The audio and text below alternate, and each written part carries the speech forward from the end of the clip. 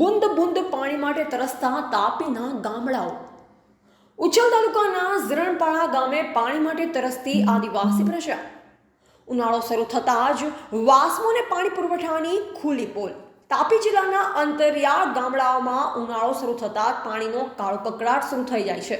ઉચ્છલ તાલુકાના ઝરણાપાડા ગામે દાદરી ફળિયામાં બુંદ બુંદ પાણી માટે તરફતી આદિવાસી પ્રજાએ પોતાની વ્યથા વર્ણવતા શું કહ્યું સાંભળો.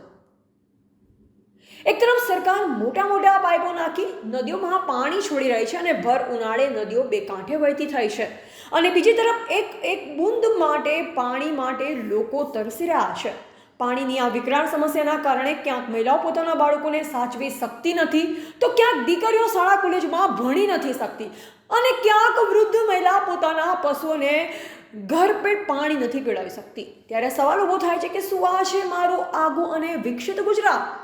રાજ્યના મુખ્યમંત્રી તો આદિવાસી વિસ્તારના છેવાડા સુધી પાણી પહોંચાડવા માટે ખૂબ પ્રયત્ન કરી રહ્યા છે, પરંતુ તાપી જિલ્લામાં પાણી પુરવઠા વિભાગ અને ઘર સુધી પાણી પહોંચાડવાની જેની જવાબદારી છે તે આ વાસ્મોના અધિકારી અને કર્મચારીઓના પાપે તાપી જિલ્લાના દરેક તાલુકાના અંતરિયાળ ગામડાઓમાં પીવાના પાણીનો કાળો કકળાટ જોવા મળી રહ્યો છે. અને અહીં સવાલ ઊભા થાય છે કે ક્યાં જાય છે પાણી પહોંચાડવા નામે વાપરવામાં આવતી કરોડો રૂપિયાની ગ્રાન્ટ? ઉચ્છલ તાલુકાના ઝરણપાડા ગામે દાદરી ફળિયાની મુલાકાત લેતા અહીંની મહિલાઓ, યુવતી અને વૃદ્ધ માતાઓએ પોતાની વ્યથા વર્ણવતા જે કહ્યું તે સાંભળી તમે વિચાર આવશે કે શું આ વિકસિત ગુજરાતનું જ એક ગામડું છે? ત્યારે હવે સવાલ ઊભો થાય છે કે આની માટે જવાબદાર કોણ? ગામનું નામ? ઝરણપાડા. બેન, આ પાણીની સમસ્યા કેટલા વર્ષોથી છે? આ સમસ્યા ઘણા વર્ષોથી છે. તમે આ અંગે કોઈને રજૂઆત કરી? હા, સરપંચને કરી હતી. સરપંચને કરી હતી. એણે શું કીધું? એણે કોઈ નિર્ણય નહીં લીધો. એટલે ખાલી કરી આપીશું એમ જ. હવે બેન, ખરેખર આ કયા મહિનાથી આ સમસ્યા શરૂ થાય છે? માર્ચ મહિનાથી. એટલે માર્ચ, એપ્રિલ, મે, જૂન, જુલાઈ વરસાદ સુધી. તો બેન, હવે તમે આ અંગે શું કહેવા માંગો છો કે તમારી પાણીની સમસ્યા દૂર થવી જોઈએ અને કેવી રીતે થવી જોઈએ? થવી જોઈએ. અને નહીં થઈ તો શું કરશો? પછી આંદોલન કરશો.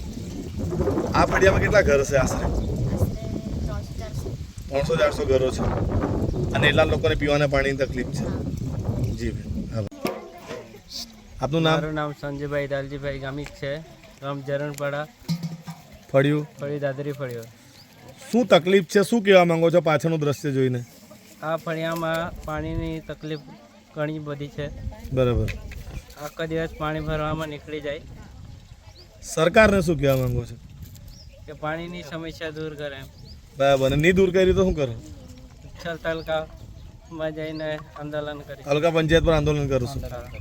બરાબર. કેટલા વર્ષોથી આ સમસ્યા છે? ઘણા વર્ષોથી છે. ઘણા વર્ષ. તમે તો અહીંયા ચેન્નઈમાં એટલે નાનપણથી તમે જોતા આવ્યા છો. હા. પાણી માટે તકલીફ પડે છે. હા. તો ઉનાળામાં આજે પાણીની તકલીફ પડે છે, તેના માટે તમે સરપંચને રજૂઆત કરેલી? હા, રજૂઆત કરેલી. પણ કોઈ નિરાકરણ આવ્યું નિરાકરણ નથી આવ્યું. નથી આવ્યું. જી, ધન્યવાદ. જસુબેન લલિતભાઈ ગામિત. જસુબેન, તમે આ ગામમાં પરણીને આવ્યા છો? હા, હા. કેટલા વર્ષોથી તમે આ સમસ્યા જુઓ છો? 10-15 વર્ષથી આ સમસ્યા છે. 10-15 વર્ષથી. હવે તમે એક ખેડૂત પણ હશો, તમારા ઘરે ગાય ભેંસ છે? ગાય ભેંસ અમારા ઘરે તો નથી, પણ ફળિયામાં બધે જ છે. હવે શું થાય? પાણી નહીં આવે તો શું થાય? પાણી નહીં આવે તો ઢોરને આ માટે આખો દિવસ અહીંયા પાણી ભરવા સારું આવીને લાઈનમાં લગાડવું પડે, નંબર આવે તો પાણી ભરવું પડે અમને. વાહણે 3 તમે અત્યારે અહીંયા 40-50 લેડીઝ દેખાઈ રહ્યા છો, તો આ 50 જણની લાઈન છે, એ લાઈન હજુ લાંબી બી થાય છે કે પછી કાયમ હજુ લાંબી થઈ જાય? તો તમારે એક જણનો કેટલો કલાક સમય બગડે પાણી ભરવામાં? 1 કલાક 2 કલાક બી રહેવું પડે અમને અહીંયા લાઈનમાં. પછી તમને પીવાનું પાણી મળે? હા, પછી જી બેન, સરકારને શું કહેવા માંગો છો? સરકારને અમે આટલું જ માંગીએ કે પાણી અમારા સારું આપે, કરી આપે ને ઘરે આવે પાણી એવું. પણ આ લોકો તો કહે છે તમારા દરેકના ઘરે પાઇપલાઇન છે, નળ છે, તેમાં પાણી આવતું જ નથી. પાણી આવતું નથી, નળમાં પાણી નહીં નીકળે, બોરમાં તો પાણી ઘર કેવી રીતે આવે? જી બેન, એટલે ખાલી નામ માટેના સરકારના પૈસાનો દુરુપયોગ કરવામાં આવ્યો છે, એવું જ માનવું છે ને? કે સર નળ નાખ્યા પણ પાણી આવતું નથી. જી બેન.